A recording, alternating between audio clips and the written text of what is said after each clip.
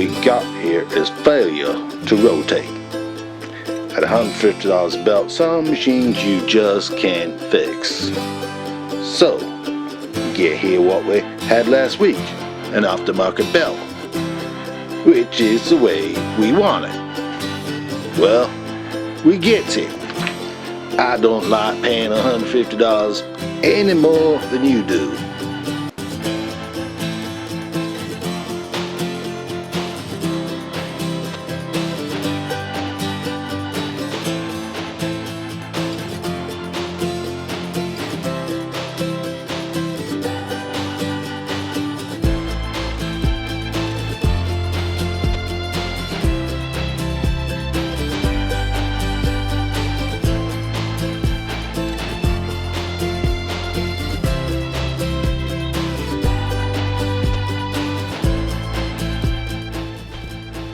This is option 2, where we can adjust the motor and the belt.